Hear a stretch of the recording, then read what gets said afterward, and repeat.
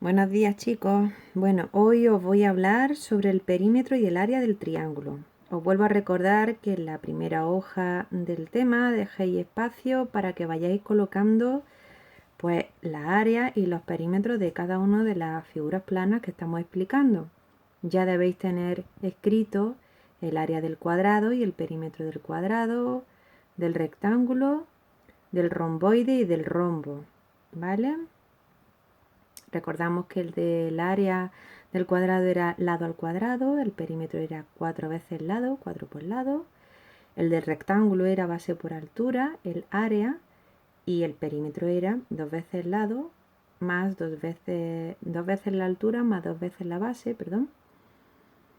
En el rombo el área era diagonal mayor por diagonal menor, partido de 2. El perímetro la suma de sus lados. Y me queda el romboide, que era lo mismo que el rectángulo. El área era la base por la altura, ¿no? Y el perímetro por la suma de sus lados, ya lo sabéis, ¿vale? Bueno, pues vamos ahora al perímetro y área del triángulo. Mira, un triángulo siempre ocupa la mitad de la superficie que un rectángulo, que tiene la misma base y la misma altura. Por ejemplo, aquí veis que hay un triángulo. Tenemos la base y tenemos la altura, que la altura es desde un punto de la base hasta trazamos una línea recta y esa sería la altura, ¿vale? Aquí veis cómo el triángulo, si lo completamos con el rectángulo, lo que hay en rojo, el área que hay en rojo, mide lo mismo que el área que hay en verde, ¿vale? Con lo cual, si es la mitad, pues si el rectángulo, el área es base por altura, pues a lo que nos da lo dividimos entre 2. Entonces el área de un triángulo va a ser área igual a la base por la altura partido de 2. En este caso 6 por 3, que son 18 entre 2, a 9 centímetros cuadrados. Centímetros cuadrados porque es el área, ¿vale? ¿De acuerdo? Y el perímetro pues sería la suma de sus lados. Aquí en este caso dice su perímetro es la suma de las longitudes de sus lados. Dependiendo de si tiene los mismos lados o no, pues vamos sumando cada uno de sus lados, ¿de acuerdo? En el ejercicio 1 no creo que tengáis problema. Haya el área de este triángulo, tenemos la altura y tenemos la base, pues aplicamos la fórmula. En el ejercicio 3 nos dice calcula la superficie del triángulo amarillo y después averigua cuál es la superficie que ocupa cada color en la vidriera. Pues si aplicamos la fórmula en el amarillo, ¿vale? Ya podemos saber los demás, ¿no?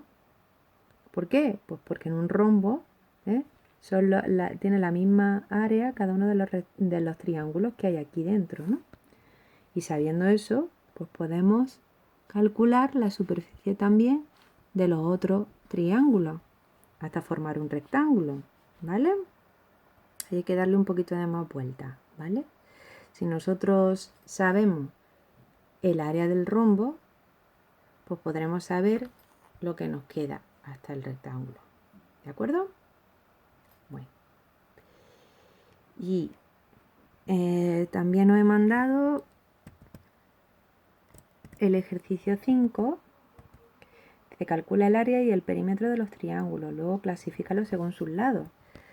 Tenemos la altura y tenemos la base, ¿no?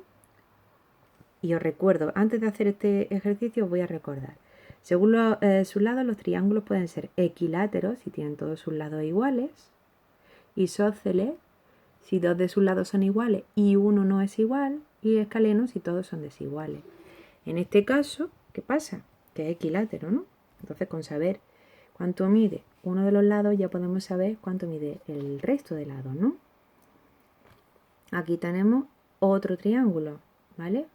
Cuyas medidas todas son diferentes, con lo cual sería escaleno, ¿no?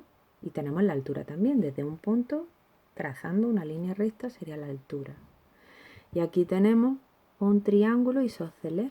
No, perdón, también escaleno, porque cada una de sus medidas son diferentes también. Pues ya podemos averiguar el área y el perímetro. Espero que no tengáis dudas. Y si las tenéis, pues me lo consultáis. Y luego, ¿cómo calculamos el 10% de una cantidad? Pues dividiendo entre 10, ¿no? Muy fácil.